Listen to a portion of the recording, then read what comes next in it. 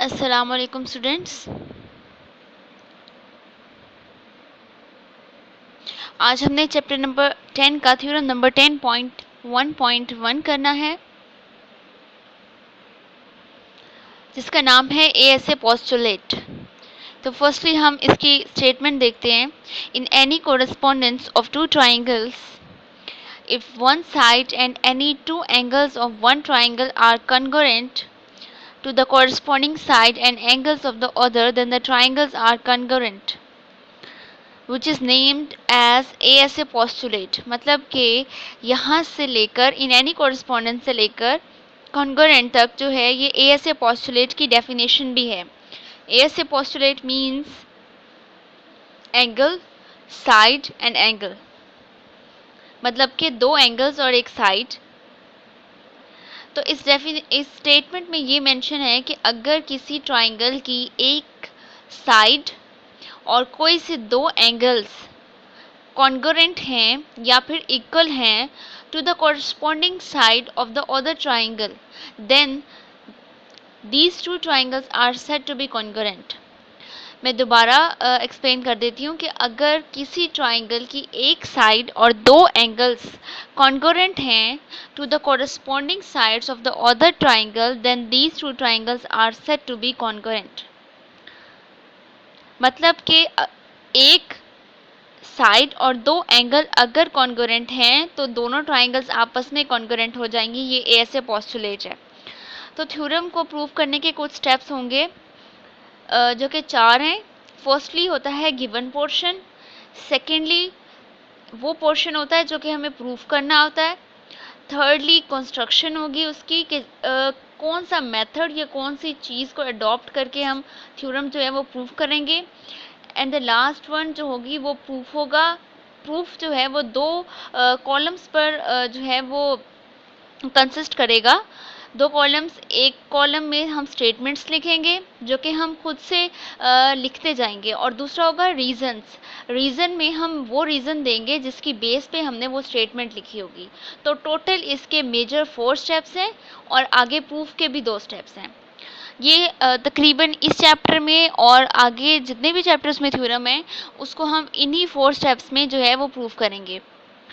तो हम इसके गिवन की तरफ चलते हैं। गिवन है इस पूरे थ्योरम में, गिवन जो चीज़ है वो हम यहाँ पर मेंशन करेंगे। इस पूरे थ्योरम में ये चीज़ गिवन है कि दो ट्राइंगल्स हैं जिनकी एक दो एंगल और एक साइड जो है वो कॉन्करेंट है या फिर इक्वल है। तो सबसे पहले हमारा काम ये है कि हम दो ट्राइंगल लें।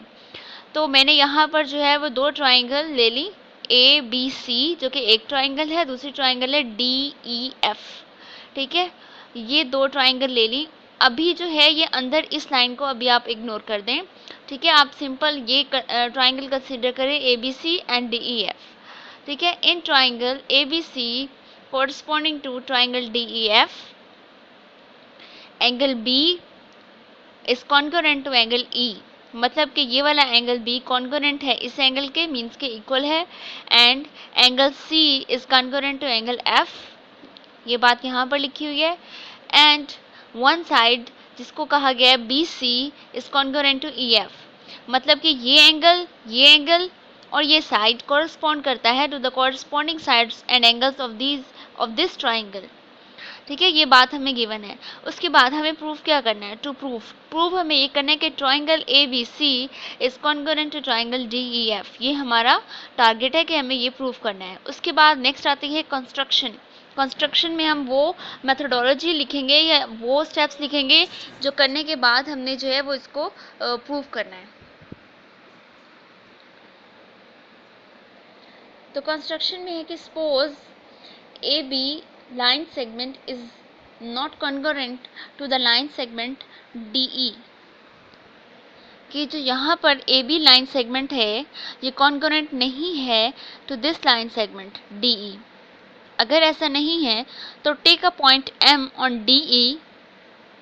इस DE लाइन सेगमेंट पर एक पॉइंट M लेना है such that AB is congruent to ME and join M to F। इस सारी स्टेप में जो है वो ये लिखा हुआ है कि ए बी जो है वो हम सपोज कर रहे हैं कि ए बी कॉन्ग्रुएंट नहीं है डी ई के, हमने कहा कि अगर ए बी डी के कॉन्ग्रुएंट नहीं है तो हम डी ई पर एक ऐसा पॉइंट एम ले लेते हैं, इस तरह से लेते हैं कि ए बी जो है वो कॉन्ग्रुएंट हो जाता है एम ई के, और जो एम है उस पॉइंट को हम एफ से ज्वाइन कर देते हैं और इसे डॉटेड लाइन से शो किया है। ठीक है, तो ये हमारी कंस्ट्रक्शन है। नेक्स्ट हम चलते हैं इसके प्रूफ की तरफ। प्रूफ में जैसे कि मैंने पहले बताया था, 2 कॉलम्स होंगे, स्टेटमेंट्स एंड रीजंस, और यहाँ पर हम अपने जो है वो बयानात देंगे और यहाँ पर उनके जो है वो रीजंस देंगे कि हम ऐसा क्यों कह रहे हैं। तो सबसे पहले हमने क्या ले ली, ट्राइंगल। हमने जैसे कि कंस्ट्रक्शन में किया कि हमने डी ई एफ को इग्नोर करके एक और पॉइंट लिया एम, और हमने इस तरह से एक ट्राइंगल बना ली एम ई एफ। ठीक है, ये भी एक ट्राइंगल की ही शेप है। तो अब हम कंसीडर करेंगे triangle A B and C and triangle M E and F. ठीक है, तो हमने 2 ट्राइंगल ले ली।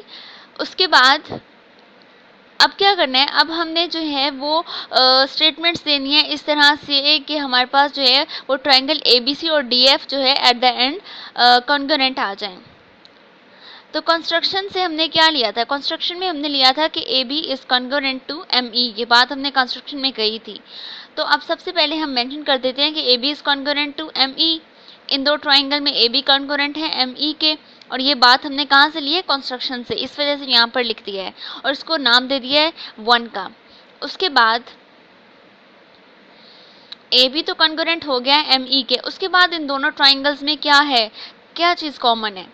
गिवन में हमने देखा था कि बी सी जो है, ये वाली बी सी साइड ये ई एफ साइड के कॉन्ग्रुएंट है या फिर इक्वल है। तो ये बात हमने यहाँ पर लिख दी स्टेटमेंट में कि B C is congruent to E F, और ये बात हमें गिवन से मालूम थी, तो इस वजह से हमने यहाँ पर गिवन मेंशन कर दिया है।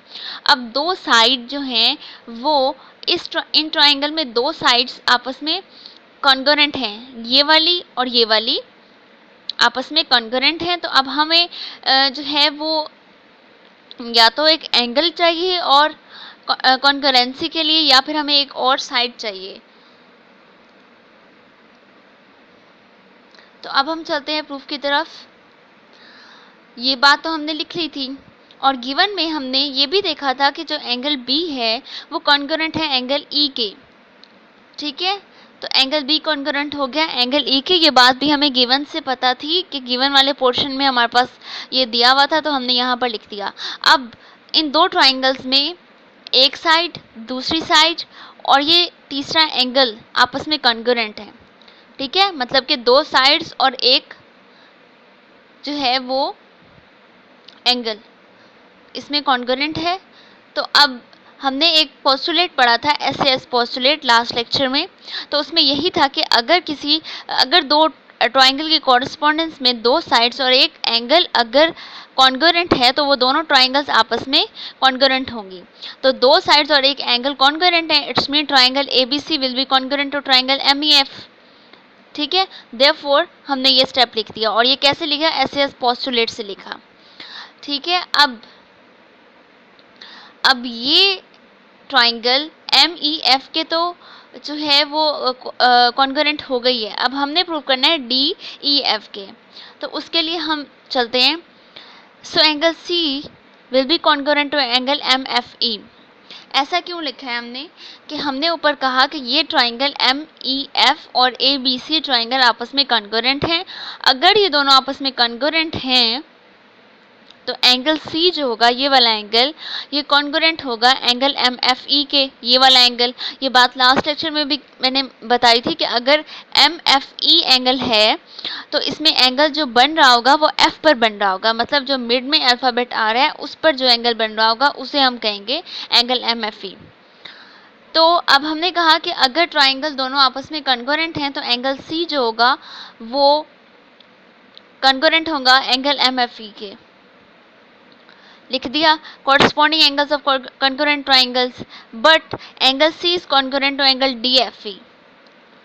ठीक है, ऐसा क्यों लिखा हमने कि हमने कहा था कि अगर ये दोनों ट्राइंगल्स कॉन्ग्रुएंट हैं MFE और ABC तो एंगल C जो होगा वो कॉन्ग्रुएंट होगा एंगल MFE के। लेकिन हमने जो गिवन पोर्शन था उसमें था कि जो ये एंगल सी है ये कॉन्ग्रुएंट है एंगल डी एफ ई के।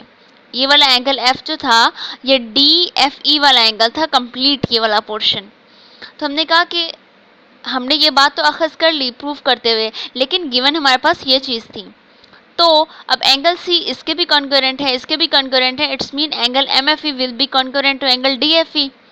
जिस बात को हमने इस तरह से लिख दिया है कि बोथ कॉन्ग्रुएंट हैं सी के, तो ये भी आपस में एक कॉन्ग्रुएंट होंगे या फिर इक्वल होंगे।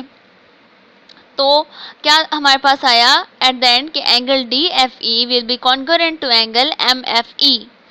दोबारा देखें कि angle D F E is congruent to angle M F E. ठीक है, तो ऐसा तभी पॉसिबल है अगर डी और एम सेम पॉइंट है। ठीक है, पिछले स्टेप में हमने ये लिखा कि D F E M F E के इक्वल है, तो ऐसा तो तभी मुमकिन है कि एम और डी दोनों सेम ही पॉइंट हों। तो इस वजह से हमने कह दिया कि एम ई जो है वो कॉन्ग्रुएंट है डी ई के। क्यों कॉन्ग्रुएंट है? क्योंकि अभी हमने कहा कि ऐसा तभी पॉसिबल है जब एम और डी दोनों सेम पॉइंट है। अगर एम और डी दोनों सेम पॉइंट है तो M E will be congruent to D E. तो ये बात हमने जो है वो यहाँ पर लिख दी। अब हम लेके चले थे कि ए बी कॉन्ग्रुएंट है एम ई के। हमने अभी स्टेप जो है वो डिराइव किया कि एम ई कॉन्ग्रुएंट है डी ई के, तो A B will be congruent to D E, line segment D E. तो ये बात हमने कैसे लिखी है कि ए बी कॉन्ग्रुएंट था एम ई से, ये हमने कंस्ट्रक्ट किया था, और एम ई कॉन्ग्रुएंट हो गया डी ई के, it's mean A B will be congruent to D E. ये बात हमने इस रीज़न के तहत लिख ली। अब हमारे पास क्या आ गया कि बी सी जो है वो भी कॉन्ग्रुएंट है ई एफ के, एंगल बी कॉन्ग्रुएंट है एंगल ई के। ठीक है, और थर्ड वाली ये चीज़ आ गई। एक तो ये बात है कि बी सी कॉन्ग्रुएंट हो गया ई एफ के, दूसरा एंगल बी कॉन्ग्रुएंट हो गया एंगल सी के, और अभी हमने प्रूफ कर दिया कि ए बी कॉन्ग्रुएंट हो गया डी ई के। It's mean two sides and their corresponding angle is congruent to the corresponding sides and angles of the other triangle, then these two triangles are congruent according to SAS postulate, means two sides and one angle। ठीक हो गया, तो triangle A B C will be congruent to triangle D E F according to S S postulate.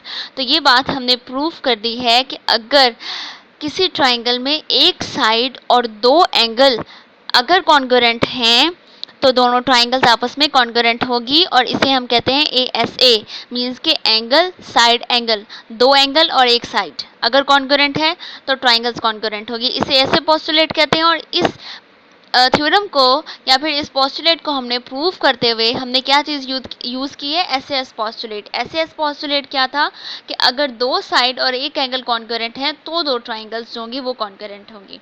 तो ये आज का हमारा lecture था। इस पूरे थ्योरम को आपने जो है वो लर्न करना है, स्टेप्स भी लर्न करने हैं, गिवन प्रूफ कंस्ट्रक्शन वाले, और रीजंस और स्टेटमेंट भी लर्न करनी है। एग्जाम में आपके पास सिर्फ और सिर्फ स्टेटमेंट मेंशन होगी, डायग्राम, स्टेप्स, पॉइंट सब कुछ आपको खुद लिखना होगा। तो बेहतर तो ये है कि आप इस थ्योरम की स्टेटमेंट भी लर्न कर लें कि एएसए पोस्टुलेट आपके पास एज ए डेफिनेशन भी आ सकता है, और ऐसा भी हो सकता है कि ये एमसीक्यू के तौर पे भी आ जाए कि ये कौन सा पोस्टुलेट है। तो आपको स्टेटमेंट भी लर्न करनी है और थॉरोली ये पूरा थ्योरम भी लर्न करना है।